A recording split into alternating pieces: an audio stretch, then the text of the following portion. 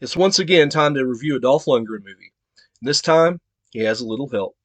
He and Brandon Lee try to outmuscle the Yakuza in 1991's Showdown in Little Tokyo, and it's next on Drew Reviews.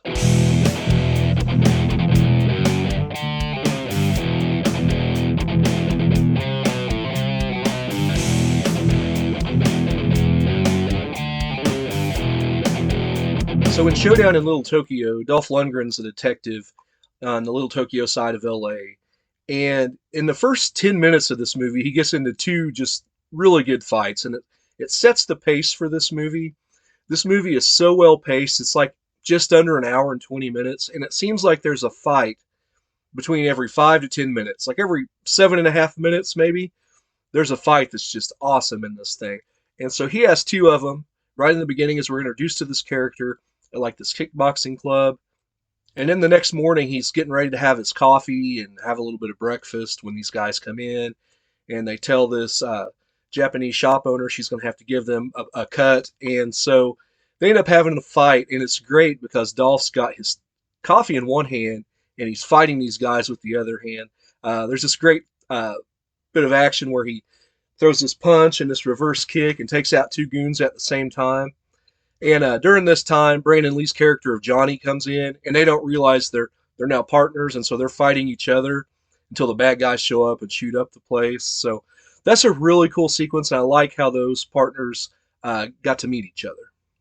But as I said earlier, Dolph's character of Kenner was investigating the Yakuza, but this new group who called the Iron Claw comes in. They all have these tattoos, which has a tie to Dolph's past. The guy with this Iron Claw tattoo killed his parents when he was a young kid over in Japan. So he's been looking for this guy. And there's some really bad dudes. They take the leader of the old Yakuza, Tanaka, and they put him in this car crusher. And so he's sitting here in this thing, and there's this really funny scene where they should have cut away or did a far cut or something. There's a dummy in the car, and they left that in the movie. And it's pretty awful. But they end up crushing that car. And the leader of this group, played by Kerry Tagawa, he was Shang Tsung in Mortal Kombat. He played this character in a lot of different movies. As a matter of fact, a lot of these Far East characters have been in a lot of these movies. Like, you look at that alley fight scene in Big Trouble in Little China, and most of these characters are there. But Kerry Tagawa's character of Yoshida does some just terrible things to prove, that he's the top guy in this organization. Like, there's this character of Angel, who is Tia Carrera's friend in the movie, and she's tipped off some information to some guys. And so he calls her in front of everyone, and he acts like he's going to have sex with her in front of all these guys, and ends up beheading her with a katana. There's a scene where he was dishonored by a cohort who, as an offering, chops off his own thumb and gives it over to Yoshida, but that's not enough. He stabs him with a katana through the chest. He defiles Tia Carrera's character in this movie. But that's basically what Johnny and Kenner are up against in this thing. And these guys are great. I love the banter between Kenner and Johnny. There's this scene where they're having a fight pretty early in the movie, and Kenner asks Johnny how long he's been practicing. He's like, since I was 4 years old. And he's like, maybe you should have started earlier. Your form's bad. And just the ripping on each other like that back and forth. I really like that in this movie. But there's this club in the movie called the Bonsai Club where the Japanese guys like white women, and so they got this club where they're eating sushi off these naked women and everything. And my wife goes, now I see why you like this movie, whenever I started it and watched it with her. But anyway, just before they go into the Bonsai Club, Johnny's talking about how he doesn't like fish, and he's looking around at all these women. He's like, Kenner, how I said I don't like sushi? Well, maybe I can make an exception there. But there's a really good fight in that Bonsai Club. In fact, there's a sequence I love where Johnny's off over here, and Kenner's off over here, and Johnny's fighting a guy, and another one's sneaking up on him, and Kenner kicks a chair, and it hits the guy in the back of the knees, and he sits down, and Johnny sees it. It kicks him in the head, and the chair falls over. That was a really good choreographed scene. So Tia Carrera's character sings in this Bonsai Club, and Yoshida's really got a thing for her, and he takes her back to his place and dishonors her. And so the next day, because she's been dishonored, she's getting ready to commit ritual suicide. And of course, Dolph's watching the place really closely, and he sees her and stops her. And they end up falling in love with each other. They go back to Kenner's place, which is a traditional Japanese type house, and they have this scene where he gets in the hot tub, and they're talking about how Tia was scared off here. And Johnny said, I saw you get in that hot tub. I'd be scared too. And so he makes a couple of jokes about how well endowed Dolph's character is. And for a second there, I thought I was watching a Seagal movie because Seagal is so in love with himself and his anatomy that he has to work those into every couple of movies he does. And so I'm like, wait a minute, am I watching Dolph or Steven Seagal? So the end of the movie basically takes place in two locations. Yoshida has this drug called ice, which is basically methamphetamines, and he's shipping it out in his uh, beer company, the Red Dragon Brewing Company's bottles. And so they go to infiltrate the warehouse and they get into it with all these guys. And Johnny has this great fight with Soto, and you might know him from Teenage Mutant Ninja Turtles 1 and 2, The Secret of the Ooze. But here at this beer distillery slash warehouse, there's some pretty good gunplay, some good martial arts. They use some pipes and have some good fights there. And then it spills out into the street, and they're having this Japanese parade in Little Tokyo, and that's where the main fight happens between Tagawa's character and Dolph's character. And so they get samurai swords and they're having a traditional fight. And of course, this is Dolph's movie, so he's going to win this thing. But Yoshida's death is one of the greatest things I've ever seen in any action movie or any movie period. I'm not going to ruin it for you.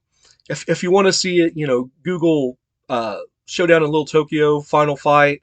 But it's explosive. It's hilarious.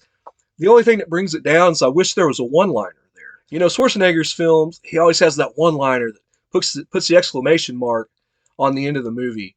And so whenever Kenner's character disposes of Yoshida, he just kind of stands there and watches the spectacle that's going on. And I think even maybe Brandon Lee's character has the one-liner, which isn't as good, but I felt like they really missed the boat there. So there was a lot of things I liked about the film. The immersion into Little Tokyo is one of them. I mean, there's some great scenes. It's a great setting. Some of the places they go, like the Underground Fight Club in the beginning, there's some great fights in this movie. Earlier I was talking about where he's having breakfast in that place, and then at the Bonsai Club there's a really good fight. I didn't even mention there's a fight in a sauna where the two of them are taking out his goons, and Kenner ends up getting into it with a sumo wrestler, and that was a really good fight. For some reason, sauna scenes are just like really nasty fights. I'm thinking here and Eastern Promises and Red Heat, but yeah, that was a pretty good one. And I really like the banter between Johnny and Kenner.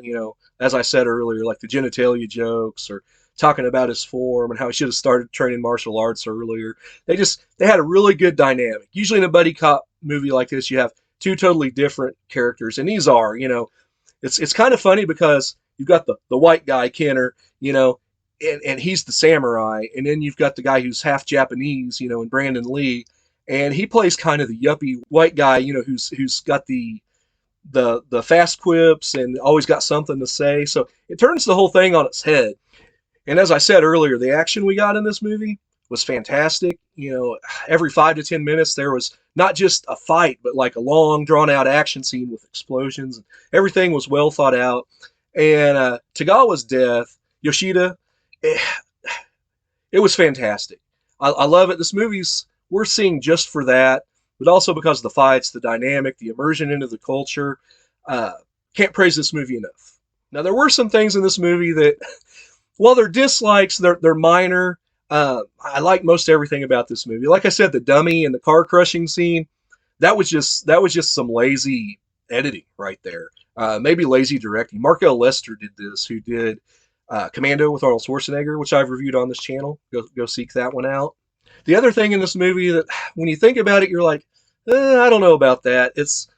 There is so much collateral damage in this movie between the Yakuza and Dolph and Brandon Lee, things blowing up, city blocks, just, it's like, who does Dolph answer to? And how come nobody ever comes down on him? In a movie like this, you think you would have that hothead boss who calls him into his office and just gives him a piece of his mind, like the scene they make fun of in Last Action Hero, But there's nothing like that, and he's never answering to anybody. And the only other thing that's kind of like an issue to me, I said earlier, Dolph's killing of Yoshida deserves a one-liner. Brandon Lee's character, Johnny, has a one-liner on Sato, from Teenage Mutant Ninja Turtles 1 and 2. And as he's fighting him, he's reading his rights, You have a right to an attorney. Pow! And he's kicking him. Kicks him over into this ice, and he's got his lighter. And he's like, you have the right to be dead. throws it in there and blows up. And I thought, ugh, that was not good. Whoever wrote that, I'm like, to me, a better one-liner when he dropped that would be like, "You have the right to remain silent," and then show the big explosion. But sometimes these action movies, as I said with this or with Species, with that last one-liner, they kind of miss the mark sometimes. So I'm going to go ahead and rate Showdown in Little Tokyo. This is probably my second favorite Dolph Lundgren movie after I Come in Peace, but not by a lot. I mean, they're neck and neck. And I just went back and watched and saw that I gave that a 7.25, 7.25 for I Come in Peace. I have to do the same for this movie. I don't think it's quite as good, but due to the quick pace, I guess there was a little bit cut out of this movie. Um, I love it. It's just nonstop. The minute you turn it on, you watch it for a little while, and it's like, wait a minute, it's over already. Wow, it's a really quick watch. So, guys, I'd like to thank you for watching this video. Be sure to subscribe to the channel and give me a like and everything. As always, I'm Andrew. See you down the line.